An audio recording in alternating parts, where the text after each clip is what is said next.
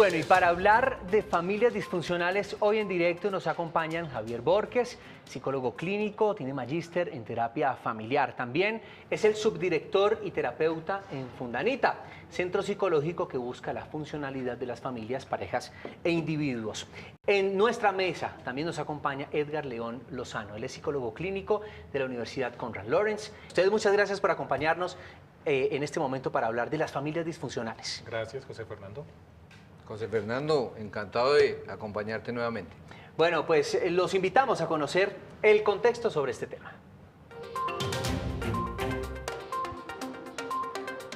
Una familia disfuncional puede generar diversos problemas entre sus integrantes y, por supuesto, en la sociedad. Uno de los principales síntomas de un grupo familiar que no funciona adecuadamente es la violencia.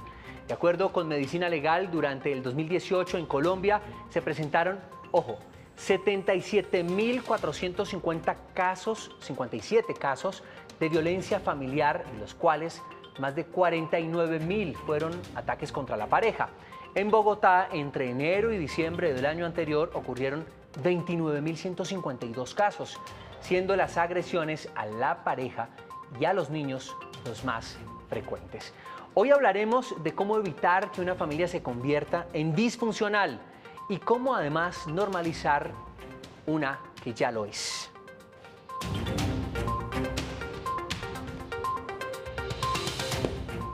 Bueno, doctor Javier, también doctor Edgar, gracias por estar acá y comencemos a profundizar en este tema tan importante porque es ese, el núcleo más importante también, como lo hemos conocido, de la sociedad, las familias. Y hablemos de las familias disfuncionales. Exactamente cuando hablamos de familias disfuncionales, ¿de qué estamos hablando?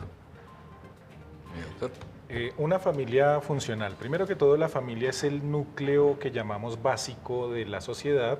Es donde llega el ser humano y es el primer espacio de socialización, donde se comienzan a aprender y a adquirir muchas de los comportamientos, de la forma de relacionarse, la forma de hablar, la forma de resolver problemas. El objetivo fundamental general de la familia posiblemente es el de proteger y garantizar la supervivencia de los miembros de esa familia. Entonces, una familia disfuncional podríamos decir que es un grupo de estas personas, ese grupo primario, donde posiblemente no se está cumpliendo el objetivo fundamental de proteger, salvaguardar, garantizar una especie, digamos, de confort, de zona de seguridad que le garantice la supervivencia y la calidad de vida a la persona. No se cumple este objetivo en una familia disfuncional. Doctor Edgar, ¿cuáles podrían ser esos factores que generan este tipo de conflictos intrafamiliares? Sería todo lo que cualquier miembro de la familia, llámese papá, mamá, hijos, empiecen a sentir como que no la están pasando bien, como que no la pasamos bueno. El día a día empieza a tener como piedritas en el camino y no logran sentir que como que tiene sentido el compartir muchas cosas al interior de una familia, como decía el doctor. ¿Quién tiene la culpa en este caso en estas familias? Porque constantemente uno ve que en estas familias se echan la culpa los unos a los otros, los padres a los hijos porque tú no sigues mis indicaciones, los hijos a los padres porque tú me criaste de tal o X manera o porque no me diste, etcétera, en mi niñez tal cosa. Hay unos reclamos, me imagino yo, constantes en estas familias. ¿Y quién en últimas tiene la culpa? Porque no sé si sea sano hallar el culpable para poder hallar la solución. Exactamente, eso te iba a decir porque posiblemente ese es uno de los grandes problemas, ¿no? Encontrar quién es el culpable. ¿Quién es el culpable de que yo no esté pasando bueno en mi familia? Entonces comienzo a echarle la culpa a mi mamá, comienzo a echarle la culpa a mi papá, comienzo a echarle la culpa a mis hijos, a mi pareja, a mi esposa, no sé, al abuelo. Y el tema de la culpa, es mejor hablar de responsabilidades. Para mi gusto profesional, creo que quien comienza a ser responsable de la calidad de vida, de la construcción de un ambiente de armonía en el hogar, principalmente es la cabeza del hogar. Entonces podríamos decir que la responsabilidad sobre la calidad de vida y la funcionalidad de la familia recae sobre el papá, la mamá, que han conformado ese primer grupo primario de protección natural para el ser humano. En las calles le preguntamos a algunos ciudadanos cómo manejar las diferencias familiares sin crear conflicto. Esto es lo que la gente dice. Para los conflictos en familia, primeramente ponerse en las manos de Dios, amar y respetarse, tener bastante respeto entre la familia y bueno, y más principalmente ponerse en las manos de Dios.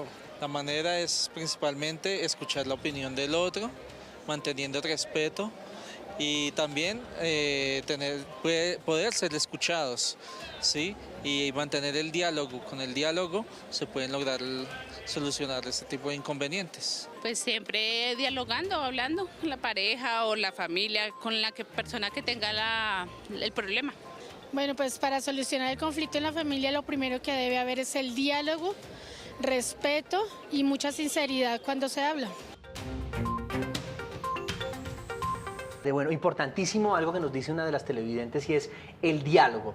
Pero hoy en día, ¿cómo entablar un diálogo cuando las generaciones, digamos, se llevan tanta ventaja, cuando son tan diferentes los gustos, etcétera?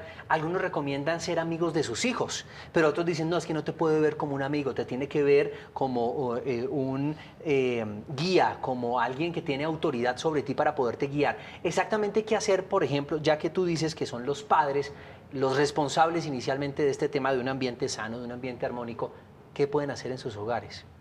Estimular el diálogo, definitivamente una comunicación asertiva, y comunicación asertiva tiene que ver con no es que yo no pueda ponerme bravo, no es que yo no pueda sentirme triste, no, es aceptar el mal genio, es aceptar la tristeza, pero transmitirlo de una manera que no atropelle, que no maltrate al otro. Entonces, apuntarle al diálogo, la comunicación asertiva, hay que revisar los roles al interior de una familia. Si hablamos de disfuncionalidad, podríamos hablar de roles que no están muy claros, padres que juegan a ser los hijos y los hijos a jugar a ser los padres, hijos que juegan a ser como el esposo de la mamá. Entonces, para tener una comunicación clara y disminuir el riesgo de la disfuncionalidad, apuntarle a que los roles estén claramente definidos y cada uno jugando como su papel en la familia, apuntándole al diálogo. Yo arrancaría de los papás. ¿Y por qué de los papás? De ahí se origina la disfuncionalidad. Muchas veces, en búsqueda de ese culpable, el pobre chino es el que está calando ahí toda la atención y toda una cantidad de cosas. Imagínate que para todas las áreas de conocimiento del ser humano, tú te entrenas para ser apto. Y te clavas 5 años de universidad y ahí sí eres apto y te dejan ejercer.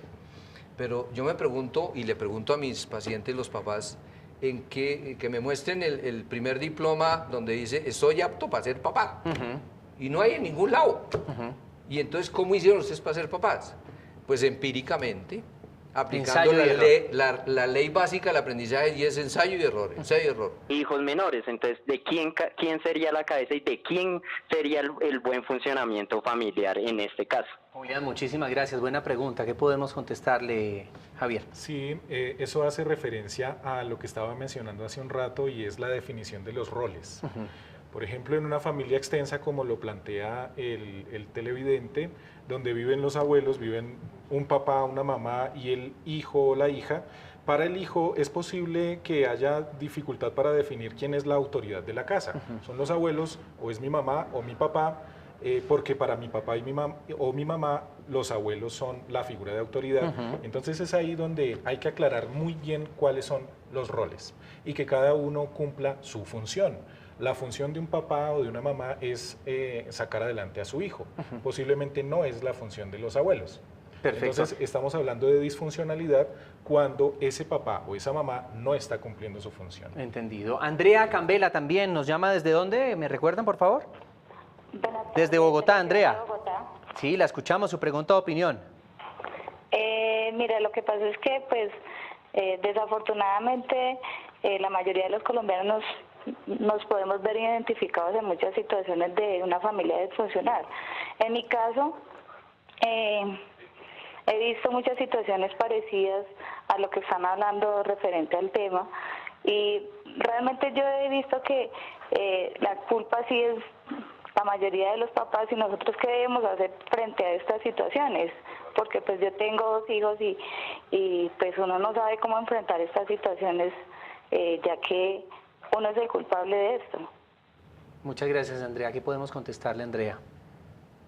Mira, en esencia, casa, Andrea me va a escuchar de forma directa con lo que habíamos hablado inicialmente.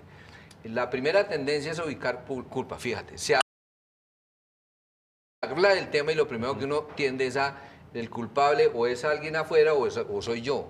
Lo primero que tengo que decirle a la persona que está llamando es que abandone ese modelo de búsqueda de culpables. Ubiquemos más bien el error. ¿Cuál es el error?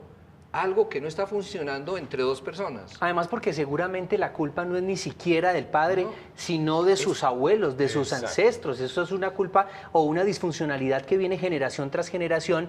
¿Y qué hacer? Y ahí viene una pregunta clave para cortar con esa disfuncionalidad. Ya vamos a que me conteste esa pregunta, pero primero queremos leerlos en nuestras redes sociales. Claudia tiene sus preguntas y comentarios. Claudia. Pues José, este tema está muy interesante en redes sociales y le voy a leer varios comentarios como el de Laura. El amor de los padres a los hijos es incondicional. Si no quieren tener hijos, que no los tengan. A un hijo se le da todo y más, y no solamente económicamente, sino a la hora de hacerse valer por sí mismo. Sergio nos cuenta por acá, a mi modo de ver, crecer en una familia disfuncional sí puede determinar tu presente y tu destino. Marta, por aquí opina lo siguiente, los padres han de procurar también mantener el corazón joven para que les sea más fácil recibir la simpatía, las aspiraciones nobles e incluso las extravagancias de los hijos. A esta hora tenemos llamada desde Cúcuta. Erika Bernal, la escuchamos. Buenas tardes. Gracias, buenas tardes. Sí, su pregunta o opinión. Sí, claro, yo quiero preguntar si de pronto, bueno, yo vivo con mis hijos, pertenezco a la familia Ejército, es decir, mi esposo permanece trabajando en su labor. Yo siempre estoy con mis hijos y en muchas ocasiones identifico que pues obviamente cuando papá está en casa las cosas funcionan mejor con nuestros hijos. Nuestro hijo tiene 14 años y la nena tiene 6 años. Entonces yo puedo identificar esto como una familia disfuncional porque conmigo a veces mamá en casa es como la mala de todo. No sé si eso lo puedo identificar de esa forma o de qué forma puedo hacerle entender a mi hijo que si papá no está en casa las cosas pueden funcionar así no esté. O sea que no necesariamente papá tiene que estar en casa para que las cosas funcionen. Erika, muchas gracias. ¿Qué podemos contestarle? No sé, si yo no soy psicólogo ni mucho menos, pero pienso que claro, como el papá está tanto tiempo por fuera, cuando llega tiene momentos de calidad con sus hijos, solamente todos son risas, todos son momentos únicos, pero la cotidianidad la vive inevitablemente Erika, que es las normas, la cotidianidad de ir a la escuela, etcétera, etcétera. Entonces por eso sus hijos tal vez no la entienden y la ven como el ogro tal vez de la casa y se la montan. Sí, para ayudarle a la televidente a que conduzca a su familia a la funcionalidad, este papá debe asumir su función. ¿Sí? No es una función de pronto de visita, que obviamente se entiende el contexto, pero él cuando esté en la casa debe ser papá, ¿sí? Y debe apoyar la autoridad de la mamá, incluso ella, como tiene el control y pasa más tiempo con los niños, debe ejercer una autoridad muy importante, quizás más importante que la del papá.